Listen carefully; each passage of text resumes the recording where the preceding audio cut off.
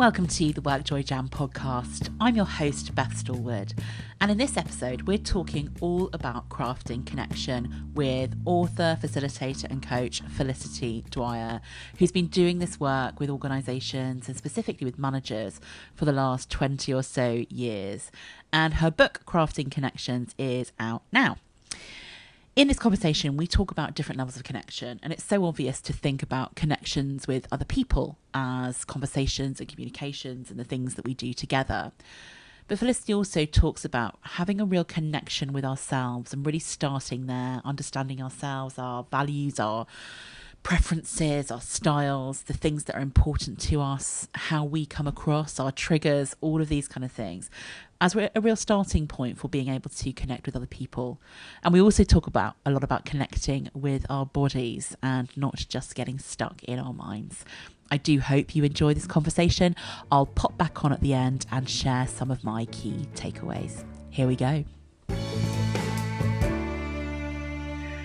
Welcome to the WorkJoy Jam. I'm really excited today to be joined by the wonderful Felicity Dwyer. And Felicity and I have known each other a little while now. We have books published by the same publishing house. And I'm really interested in this conversation about connection. And here we go. But rather than me introduce Felicity, it would be much better for her to introduce herself. So Felicity, can you tell us a little bit about you, who you are, what you do, and how you got there? Thank you, Beth, and thanks so much for inviting me to be a guest. Yes, I'm a freelance facilitator, trainer and coach and speaker. I've been working in adult learning and development for well over 20 years, and I've been freelance for 20 years. Wow. A little while. And I was thinking about how I got started, because with any story, you can start at any point. But one moment that was pivotal, perhaps, was in the late 90s, and I'd started training as a counsellor, a person-centred counsellor. And I think what took me into that was wanting a job that felt like it had a little bit more connection. And training as a person-centred counsellor, the first year, and I did the first year of a BA, and a lot of it is sitting in a room with a group of people, and you're learning to listen and to speak out loud, articulate, things that are important to you in a group. And it was my first experience of that kind of group work. It was the first experience of really learning anything structured about listening. And it was just a wonderful experience, I have to say, transformative in many ways. And the group itself was facilitated by a leader, and she didn't do much teaching. She just held the space so that we could talk and perhaps struggle and find out things for ourselves. And as we went through that year, I was looking at what she was doing. And at one point, I found myself saying in the group, I think I might like to be a facilitator. And when I said that, I felt like a little shiver go up my spine. It was quite strange. So that sort of told me something. Anyway, in another life, I didn't finish training as a counsellor because another side of my career took off and I moved into more of a management role. But then I got the opportunity to join a learning group, and it was a peer learning group. So, we essentially got together and decided what we needed as individuals to develop ourselves and our careers and our confidence. And that group was facilitated. And it was like a little light bulb went off. I thought, this is a way that I could bring some of those skills that I'd learned and bring it into more of a business context. So this individual, whose name was Maggie, became a real role model to me. And I did move into facilitation in the business arena. And indeed, I worked on collaborative projects with Maggie for many years. So, it was almost like a little spark was lit in the counselling training. And then a few years later, I found a way that I could actually turn that into a business or a career for myself. That's amazing. And it's so interesting, isn't it, how sometimes it's almost like the universe is pointing the right thing out to you, saying, look at this. This is really interesting. And you get interested in it. And then you need a bit more and maybe some support and some mentoring and some, actually, I need to know how to do this stuff to be able to take that. But you've made a business out of it for the last 20 years. Yeah, absolutely. And, I love it. I love it. And I do get a lot of work joy in doing what I do, which of course doesn't mean that it's always easy or always fun. But, 80% of the time I just think, oh my goodness, I'm so fortunate to be able to do this. Yeah. And you talked there about kind of the feeling the connection with people and holding that space and being able to do it. And obviously your book, Crafting Connection, is all about this connections piece. I've said connection about 12 times in the last minute now. Tell us a little bit more about connection and how important it is in the work that you do, and actually how important it can be for getting some work joy. Yes. Well, connection is a human need, isn't it? And I think where it's so important in the context of work and work joy is, firstly, it's motivational. When we feel connected, we feel close to people at work. It just helps us enjoy what we do more. So that's, fairly obvious aspect. But also, I think at work, certainly I work a lot with managers. And as a manager, if you're able to connect with your team members, to understand what really matters to them, how to communicate with them, in a way that meets their needs, then it helps you become a better manager. And one of the reasons I love working with managers is because of the impact they can have on their teams. The difference, as people tend not to necessarily leave jobs, but leave managers. So from the point of view of management, I think it's really important to be able to connect with yourself and with other people. And of course, connecting with customers and clients and, everyone that you have to interact with in a work environment. If you can do that well, it's enriching, but it also helps you to be more productive. Definitely. And I think it's so interesting, isn't it? This kind of deeply human need to be connected. And I often think that managers get a really hard time. And it's hard to be a manager because, especially if you've got lots of people who are reporting into you, each of those people's needs will be slightly different. The way they like to connect will be different. What motivates them will be different.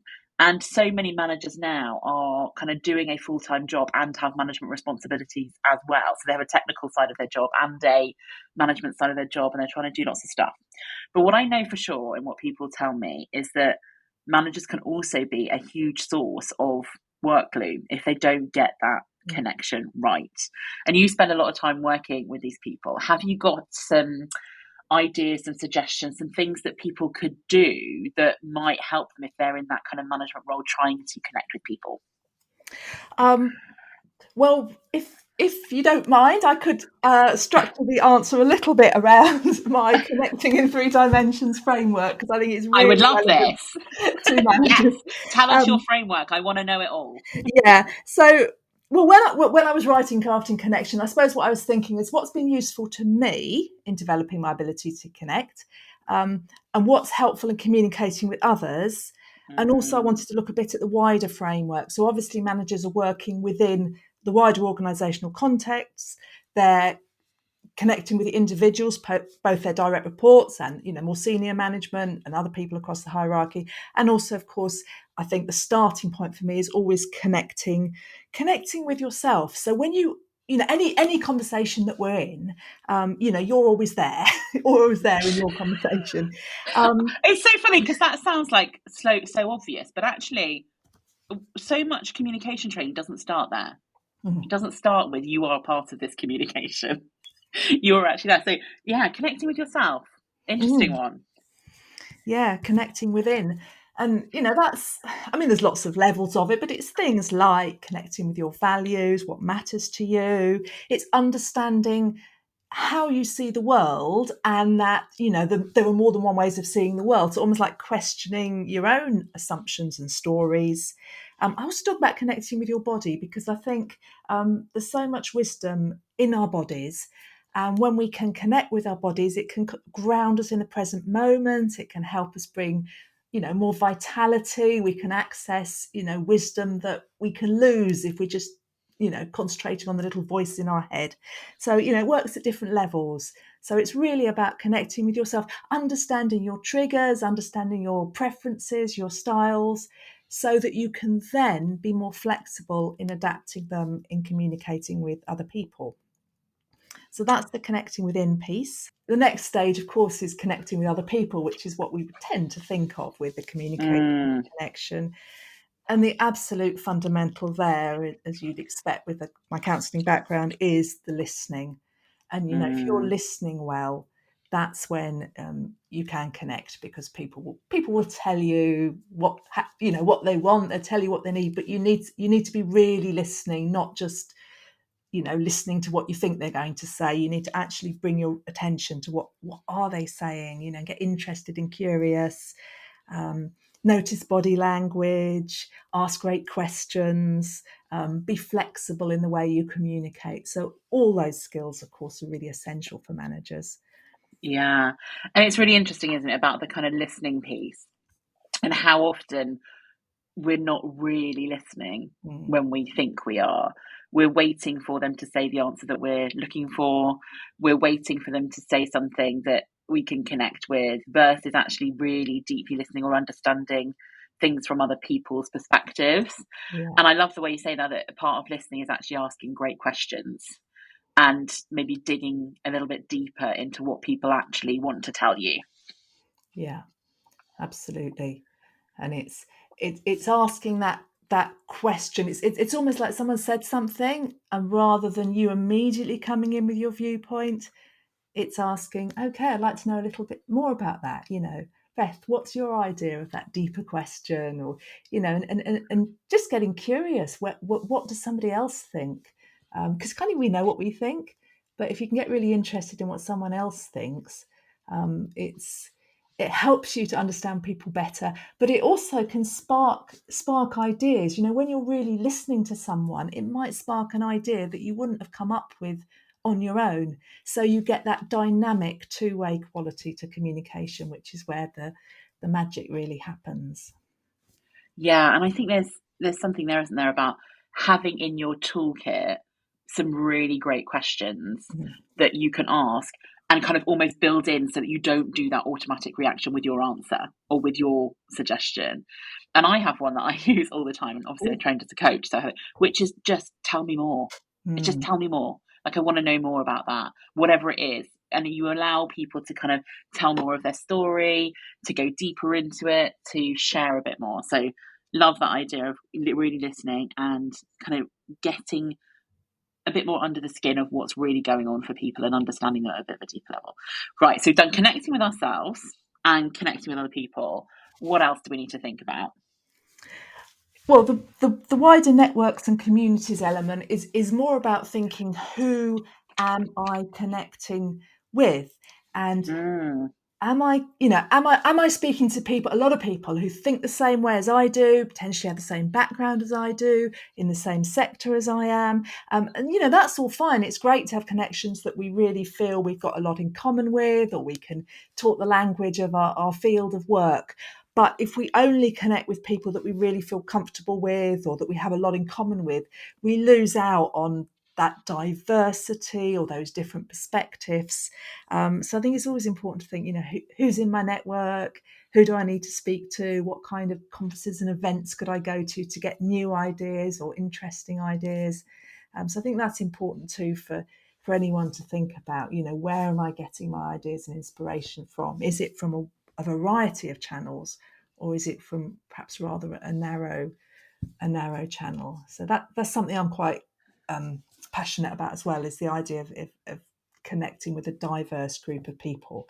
And one of the reasons, to be honest, Beth, that I love what I do, because I get to interact, yes, with a lot of managers, but also with very many other groups. It's working with different client groups and just getting the opportunity to hear different people's viewpoints. Fabulous.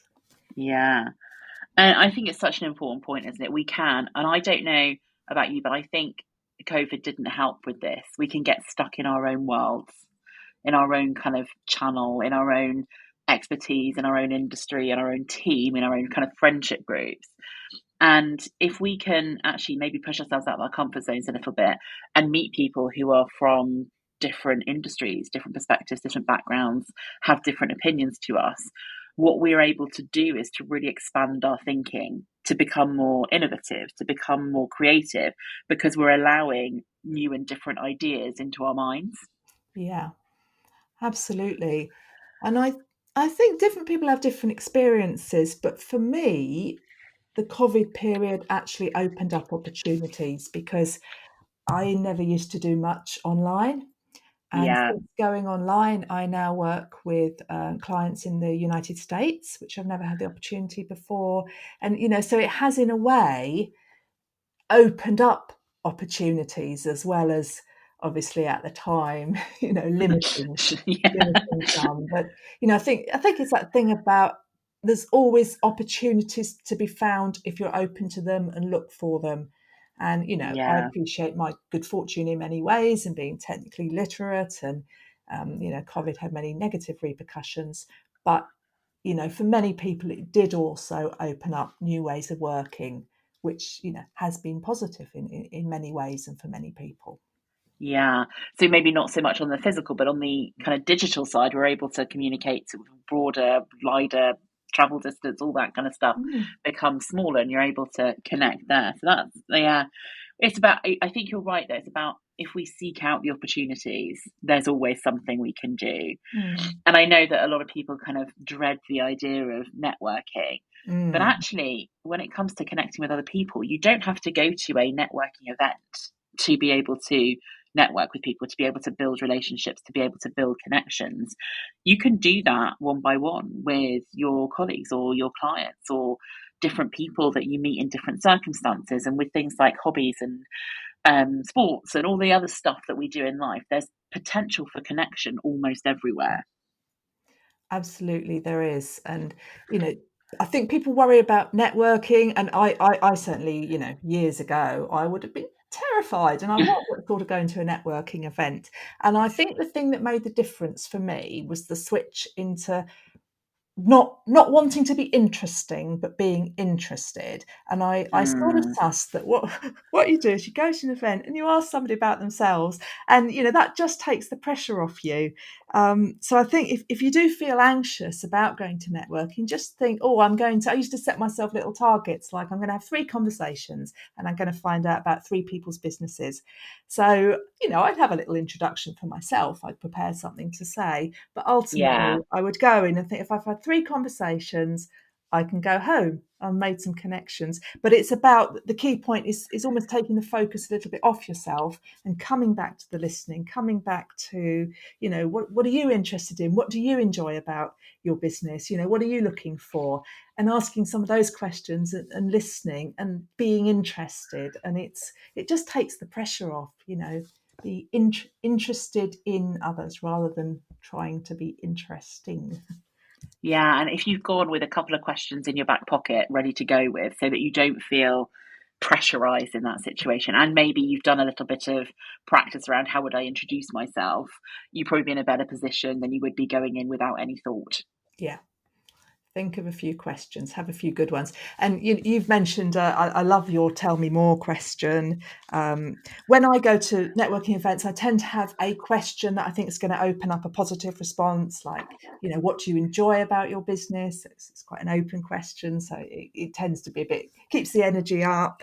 For managers, you might want to be asking people, what are you looking for from your career? How can I help you? What would you want from me as a manager? So it's just open questions that allow people to share what's on their mind.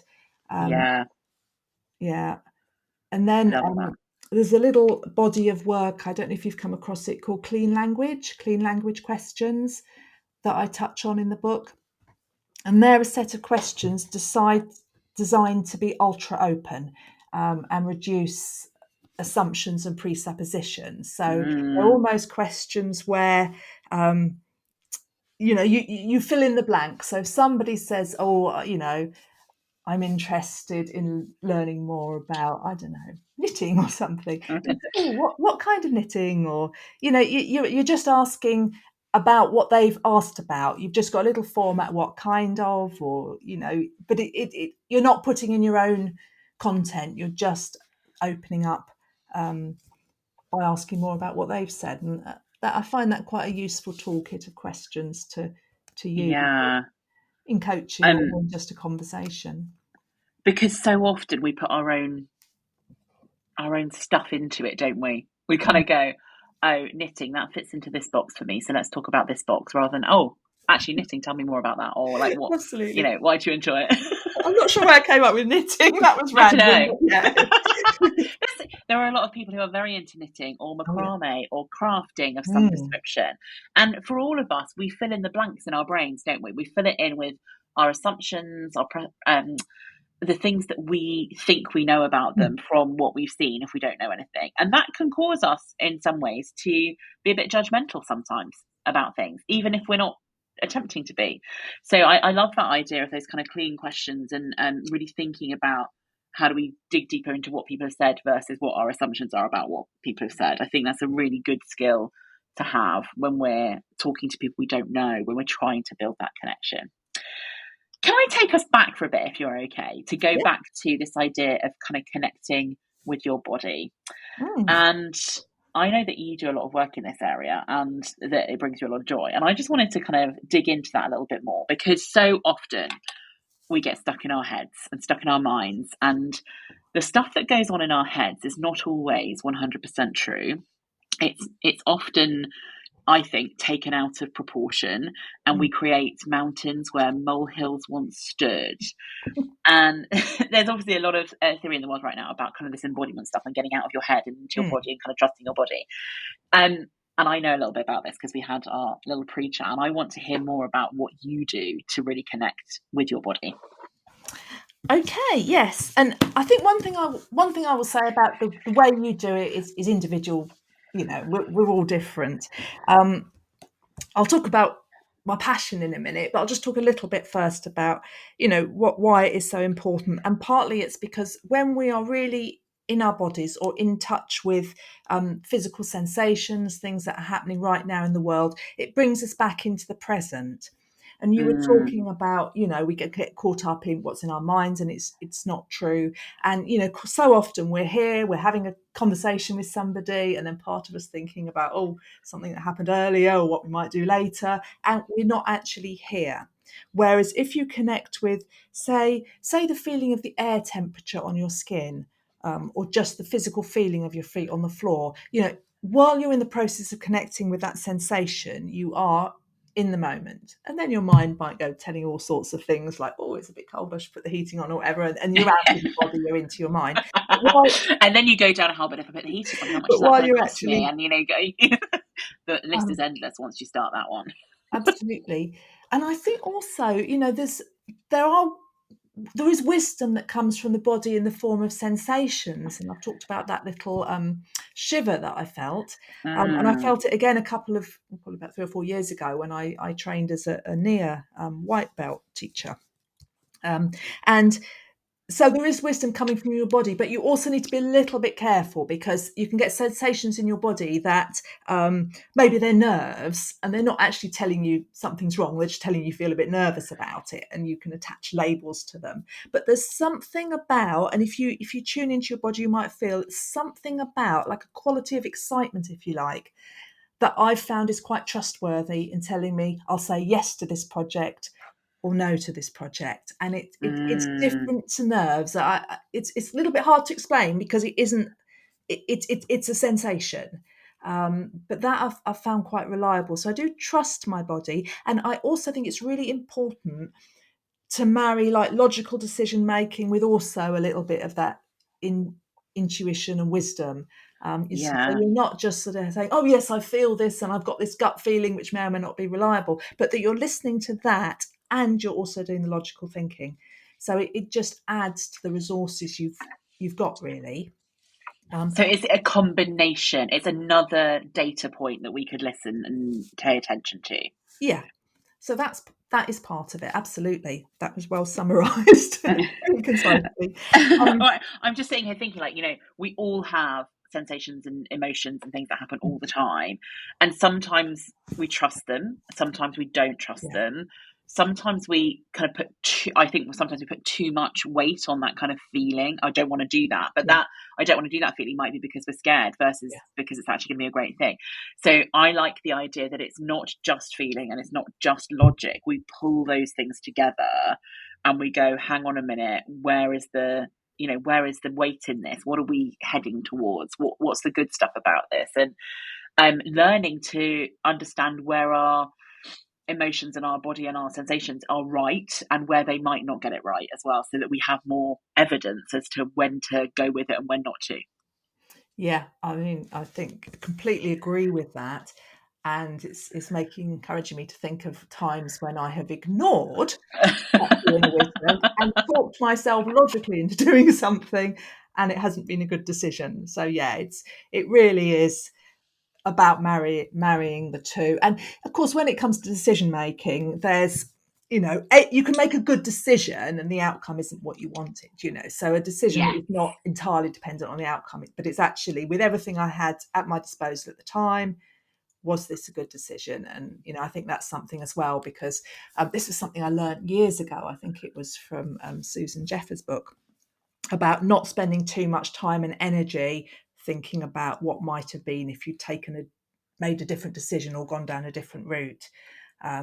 So again, your mind can drive you mad. Think about, if only. But actually, make a decision, and it might really work out. It might not, but it doesn't mean it wasn't a good decision, or you didn't have something to learn from it that will enrich you in the future. So again, I think it is coming back to the present and not learn from the past, but don't live in the past, if you like. Like, don't let yourself be stuck because one time it didn't work out. Yeah, absolutely. Or indeed tell yourself that because, maybe you gave a presentation, for example, and you didn't do a great job. It doesn't mean you can never be a decent presenter. It just means, okay, I've got something to learn, and I've got somewhere to go, somewhere to improve from. I do a lot of talks and presenting, and the first couple I did were appalling and I was terrified. And now I really love it. So it didn't get, I didn't let that put me off, but it did tell me, okay, you need to learn a bit more here. And it's so funny when it comes to presenting and that kind of skill. It's one that often people don't do it because they're nervous about it, but then they're worried that they're not good at it. And my answer is always, well, you're never going to be good at something you've never tried. Yeah. You have to kind of work through that process. We don't start complete here. We start from working through it. And it's interesting, I'm just really reflecting what you're saying about decision making. One of the things that I've tried to do over the years, and I'm still not very good at it, is to try and take good and bad away from my decision making language and to make it more about neutral. Did I make the decision with the right information? Did I make a decision that was based on my values, or did I make a decision that worked for me and for everyone else?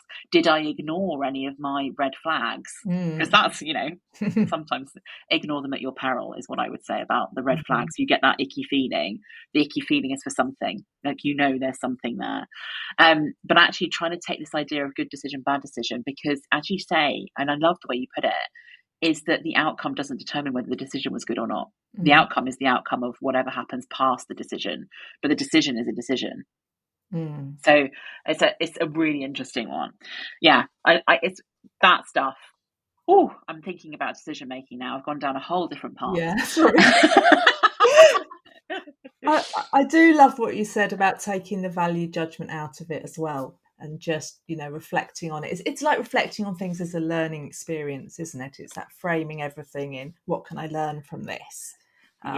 So that we can maybe improve, get better, do something next time, but actually just thinking of something as rich data, rich information that we can learn from.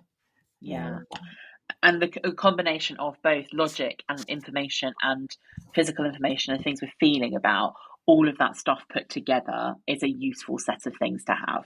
Yeah, definitely.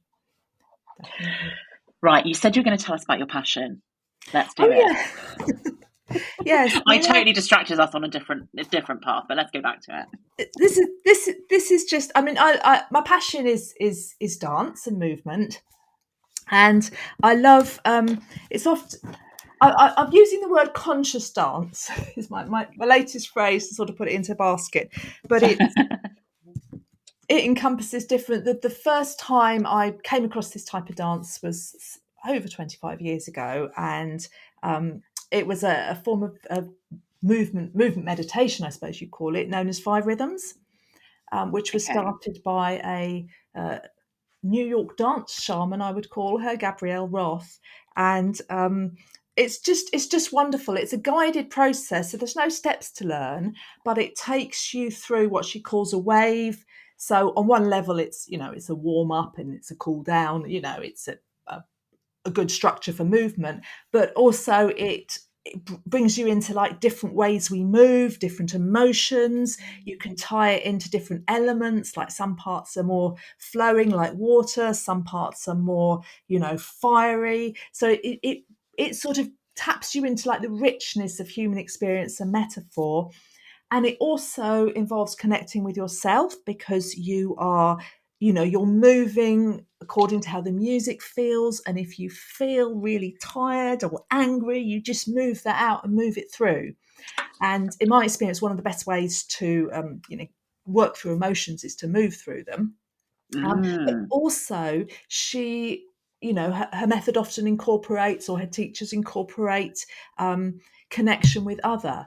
So you might, for example, pair up with somebody and you move together, but you're trying to stay true to your own movement and be inspired by the other person.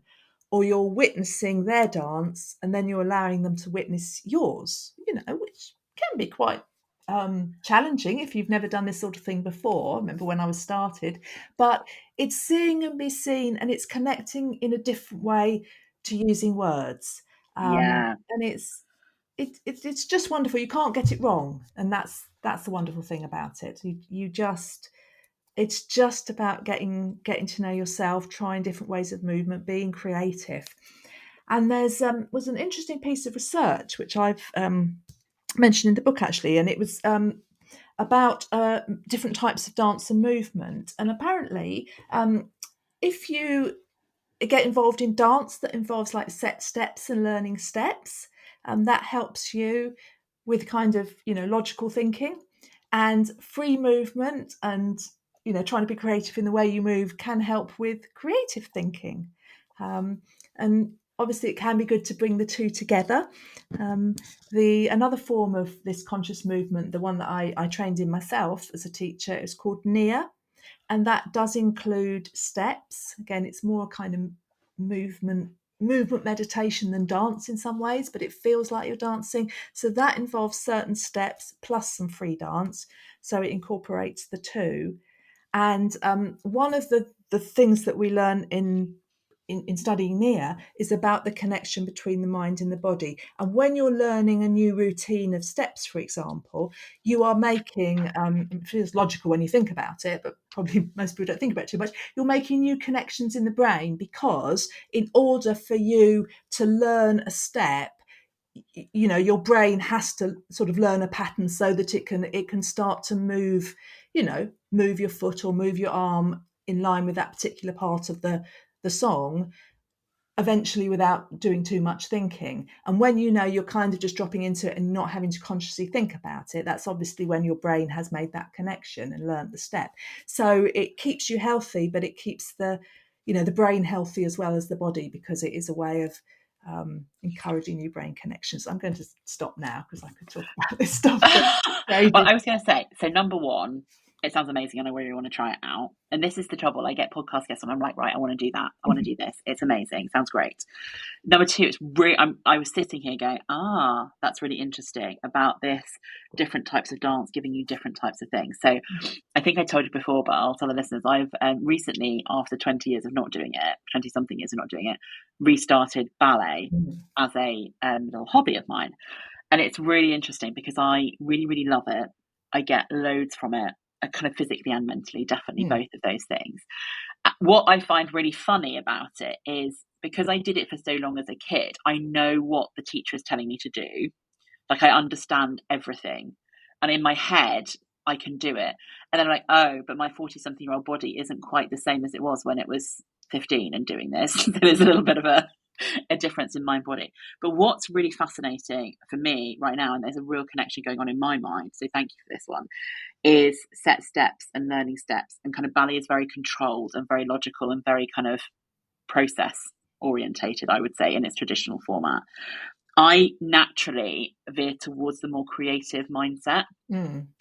And one of the things I'm trying to develop in myself is like my focus and logic and kind of the sensible steps rather than the, ooh, shiny new thing, let's go do that. And so what's really interesting is I've been drawn back to ballet, and I wonder if that's because my brain is looking for ways of that focus and logic and process to help me do it in that way. So that was just a real revelation I had in that moment. But I can also understand, like, because I used to do lots of different types of dance, like the freedom of like just random movement and kind of the more expressive stuff. So that was the other thing I was thinking about. And then the third thing I was thinking about while you were talking about it is how animals know how to do this stuff already, and how humans, we've kind of forgotten it in some way. Because I was just thinking about, that whole, emotions through your body and get them out physically and kind of move through them in that way.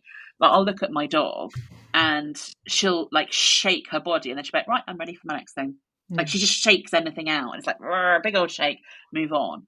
And I'm just wondering if that's some stuff that we've forgotten in our bodies to be able to help ourselves move through some of those things. I think that's very true. I was thinking about when the cats do that beautiful cat stretch, and then we go to the yoga class to learn how to do that. It's like, my body knows how to do this, but it's totally forgotten because I've been stuck at a desk and sitting at a computer for my life. Yeah, absolutely. And then we wonder why people do feel disconnected from their bodies and so forth when we're almost like developing parts of our brain.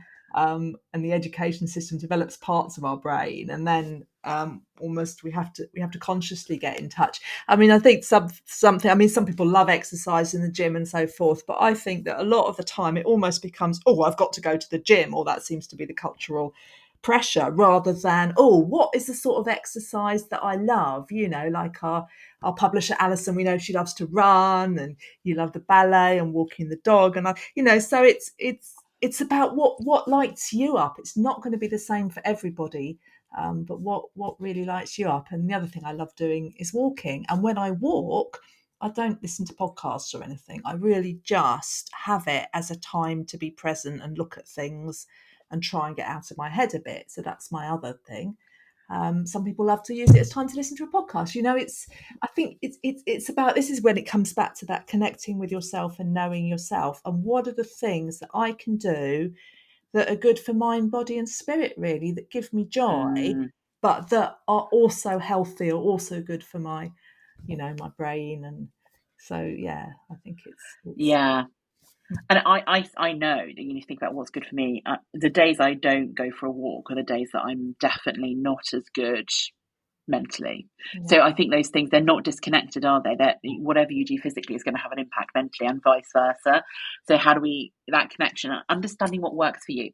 So no, listeners, not all of you are going to want to do ballet, and not all of you are going to want to do interpretive dance. I love a bit of that stuff, but not everyone does that. But you might like to kick a football around, or go and do a run, or go and do some kind of team-based sport, or go for a swim, or whatever it is. Remembering that physicality does something for your brain as well is an important thing. Yeah, absolutely. And your brain is a physical thing. It's part of your body. And this could, I'm not going to say any more about this because we could talk about this for hours, but it is cognitive decline in older people is linked to lack of activity. I mean, there's and I'm getting to the stage where that is not now a distant me. That is what I mean. It's like, that's getting closer. Yeah. So keeping ourselves physically connected, and understanding that there is a link both ways between our brains and our bodies, and our bodies and our brains, and really working out how we can use that to our best ability, in line with also thinking about our values and what's important to us, and how we connect with other people, and how we show up, and what questions we ask, and how we listen. All of these things come together as a big package of stuff. They do, yes. And I think with the framework, I mean, you've summarised it all beautifully. And I think with the framework, my Connecting in 3D framework, I was trying to kind of fit this into some sort of coherent whole, because but that's the key thing. Everything is interconnected, and sometimes I mean, it's not a bad thing, it's got its benefits, but our societal sort of approach, the academic approach, is almost like to pull things apart and separate them so they can be studied. and then we lose the interconnections and the holistic element. And of course we see this in every level, whether it comes to the environment with the big E and the climate, or whether it just comes to us as individuals and our internal environment, and how that works, and the environment of a team, and the environment of an organization, and the environment of a family. I mean, it's just everywhere, these connections. Yeah, just sitting here thinking about even just the education system, like you're taught history and science and maths all separately, but actually they're all part of the same thing, aren't they? If you connected kind of economics to history and what things, forces got you into the kind of geography of, like, it's that everything is connected, but we disconnect it and we like to put things into nice neat boxes, but actually the world doesn't exist in nice neat boxes. Yeah, absolutely. So reconnecting. Yeah, and it's the interconnections between things that matter. So where can we look at the connections? And just to bring it back to a simple dynamic of a conversation, the magic is in the interconnection between, I listen to you and that sparks a thought in me, and it's in that interconnection that something new is created. So I find that really exciting, and that's why I enjoy conversations like this, because they spark ideas and different ways of articulating, and hearing some things reflected back and different perspectives. To me, that's where the joy of a conversation is. It isn't just about I've got something to say and you're going to listen to me. It's about I've got something to say and I want to hear what you think, and that dynamic element again. Yeah, and it sometimes just having a conversation helps you fill in the blanks, or it helps you connect things together, or it helps you look at things from a different angle. So it's like the whole, what you just said about ballet being about kind of, the logical side. It's like, okay, that's why I'm drawn to it at the moment. I understand it more now. And I think that's the great part of talking and connection and working with other people, isn't it? Right, I'm going to move us on, because we could talk all day about all of this stuff, for sure. But I'm going to move us on to some quick fire questions. Are you ready? I am, yes. Right, here we go. So, for you personally, what is always guaranteed to bring you a little bit of work joy? Yes, well, my thinking on this, it's when I'm working with a group, and most commonly I'm working with small groups, so facilitating. I'm either just facilitating discussions between people, or I'm in more of a trainer mode where I'm bringing in some content, but then facilitating discussion. And it's when a group gels, it's when people are sort of working together. If it's within an organization, it's when people say something like, I didn't realize, what interesting, knowledgeable team members I had. And I think, that's great, because it's just knowing that I've helped to facilitate an environment where people are learning with and from each other. And sometimes your role in doing that is a little bit invisible, because you're not pushing yourself forward, but you're just helping that, asking the questions, putting in structures that bring people in. So when I know I've done that well, and that gives me a little bit of work joy, that makes me feel, I love what I do. Yeah, I love that. Brilliant. Question number 2. What book are you currently reading? Right. Yes, I was excited for this question, because I've just started it. But it's a book called The Master and His Emissary by Ian McGilchrist. And he's, I believe he was initially a professor of literature, I think, and then he trained as a doctor and psychiatrist. So he's very, very eminent. But his field of study is the left brain and the right brain, and the way they work together. And he said a lot of what's popularly believed about left brain and right brain is completely incorrect. However, the two sides of the brain are very different, working in very different ways. And where I find him interesting, obviously he's going to talk about science of this, so I'll know a lot more about it when I've read the book, but also, the impact on the culture of thinking that's perhaps more dominant by one hemisphere or another. And certainly he will argue, I think, that the left hemisphere way of thinking and perceiving is probably more dominant in our our culture. So I think this is going to be interesting. Philip Pullman, I know, has rated this book very highly, and I have a lot of regard for Philip Pullman, so I'm very excited about that book. It's really interesting because the title rings a bell. I think somebody else recently has recommended it to me, and I have a thing, if people recommend it, just go buy it and give it a go and see what it's like. So thank you for that recommendation. I'm going to pop it on my wish list. Right, question 3. What is one bit of advice that you have been given by somebody in your lifetime that you always find yourself coming back to? Well, there were a couple here, but the one I'm going to pick because it's really relevant to what we talked about is just this quote from Gabrielle Roth, and her idea about the fastest way to still your mind is to move your body. And the idea that if my brain is going to overdrive, which it can easily do, I need to get out there and move, or put on some music and dance or something like that, because I can't think myself very quickly out of overthinking. But once I start to move, it's so obvious. You can't think yourself out of overthinking because that's more thinking to add to the overthinking. So I love that. It's a great quote, and it's one that I think I need to kind of remember when I do get into those overthinking states. And I think many of us do.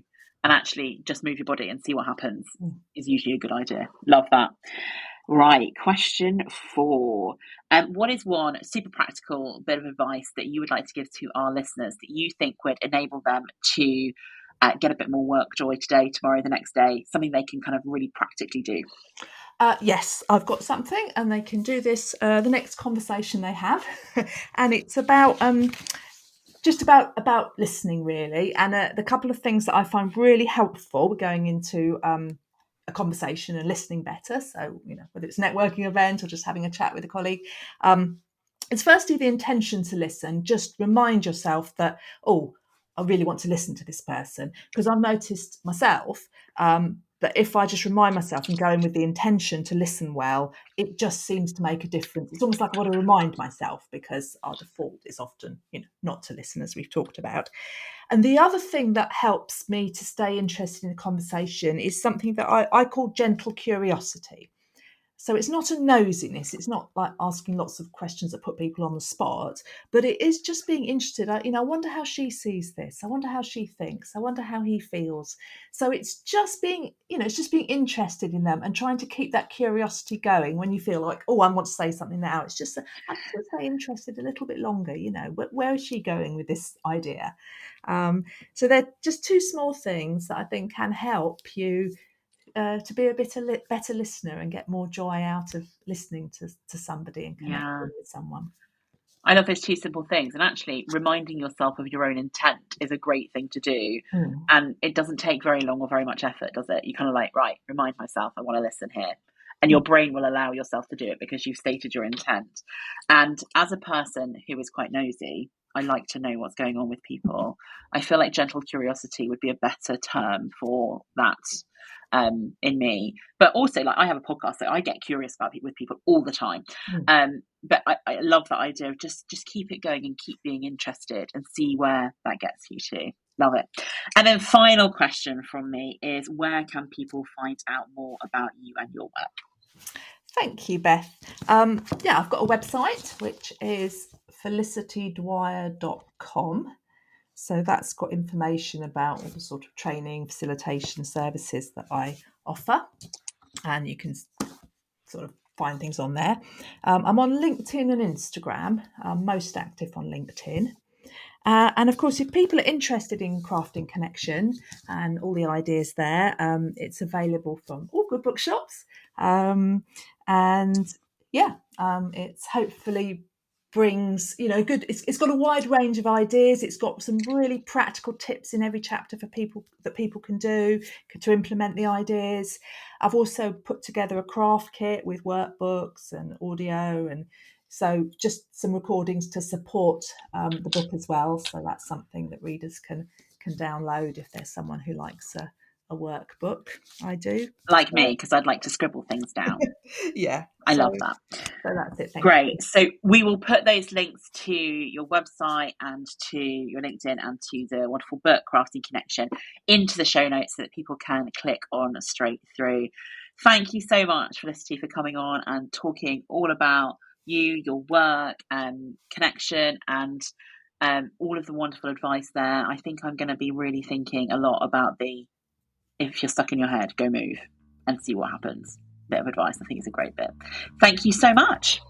And thank you, Beth. It's been a delightful conversation. So thank you for inviting me on.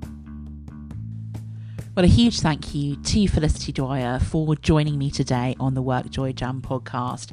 It's always great to have discussions and to have those moments where you take something and go, that's just connected something in my mind for me, and now I understand this a little bit better. And isn't that one of the joys and the beauties of talking to different people and getting some of those things into a conversation rather than in our heads?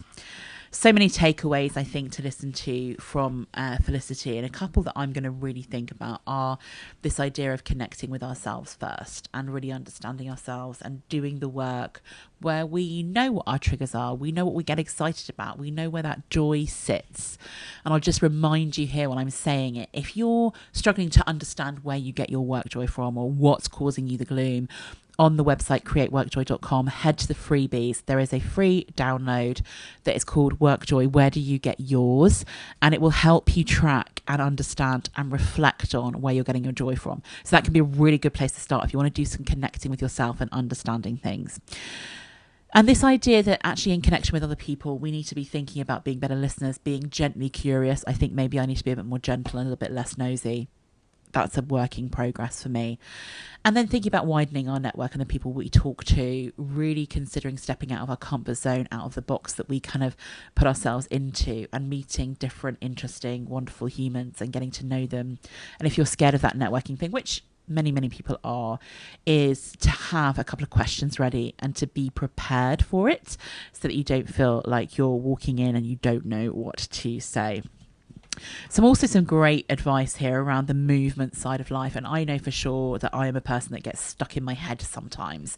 And I know that if I don't do my daily practices of going for a walk or doing some exercise or doing something in my body, that gets worse. So finding whatever it is, whatever type of movement, and Felicity's one sounds amazing, but whatever type of movement works for you, making sure we build that in to our days and to do it for our minds, not necessarily just for our bodies, but realizing that there is that connection. And this idea that when we're making decisions, to be able to bring together the logic, the information, the data points, and the intuition, the feelings, the emotions, the gut feel stuff, and using all of those data points, not just the logical ones, to be able to help us make decisions that are right and feel right and enable us to do the things that we want to do. So huge thank you to Felicity for joining us. As I said, all of her links will be in the show notes, so go and click on through and get connected with Felicity. Thank you so much for listening to the WorkJoy Jam. We have lots of episodes. I think we're at nearly 100 now. So do go back and listen to different ones. Remember to subscribe to it so that you always get the latest one into your queue. And do leave us a review if it's something that you have been enjoying. We would love to hear from you. And if there's anything that we can do better, we'd love to hear that too. Thanks all, and speak soon.